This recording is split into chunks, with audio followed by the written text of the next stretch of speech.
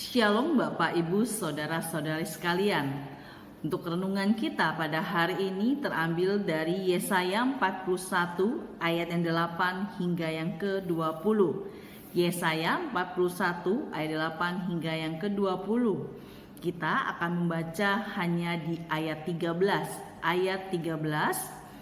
Sebab aku ini Tuhan Allahmu, memegang tangan kananmu dan berkata kepadamu, janganlah takut, akulah yang menolong engkau. Renungan kita, Allah tidak pernah berjanji bahwa hidup kita sebagai seorang Kristen akan selalu lancar dan tanpa kesulitan. Namun jangan putus asa, karena Allah menjanjikan bahwa Ia akan menuntun dan menyertai dan memberikan kekuatan dalam menjalani kehidupan yang penuh permasalahan yang rumit.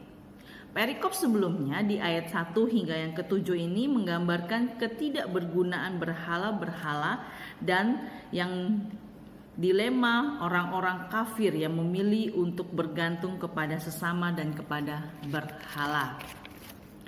Lalu Allah berseru kepada Israel yang telah Ia pilih agar tidak takut dan bimbang karena Allah menyertai mereka di ayat 8 hingga yang ke-10.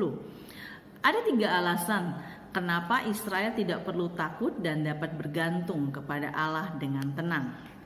Yang pertama, walaupun banyak musuh yang marah terhadap Israel, Allah akan membuat malu musuh-musuh umatnya di ayat 11 hingga ke-12. Sebab Tuhan sendiri yang memegang tangan Israel dan menolong mereka di ayat ke-13.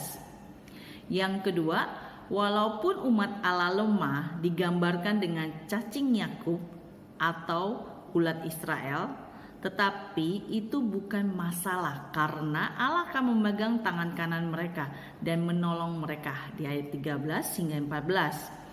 Allah akan menguatkan sehingga si cacing atau si ulat akan menjadi papan pengirik yang tajam dan baru dengan gigi 2 sejajar sehingga akan mengirik gunung dan menghancurkannya.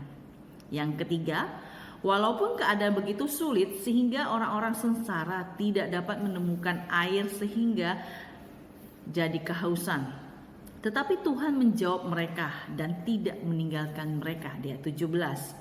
Bahkan Tuhan akan membuat mata-mata air membual di tengah daratan dan membuat padang gurun menjadi telaga dan memancarkan air dari tanah kering di ayat 18.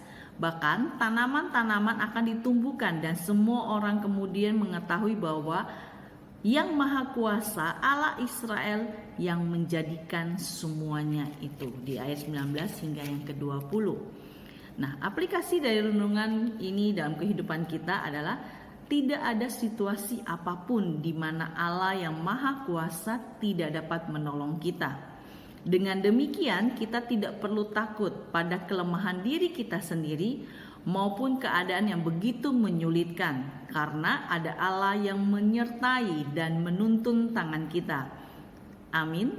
Tuhan Yesus memberkati.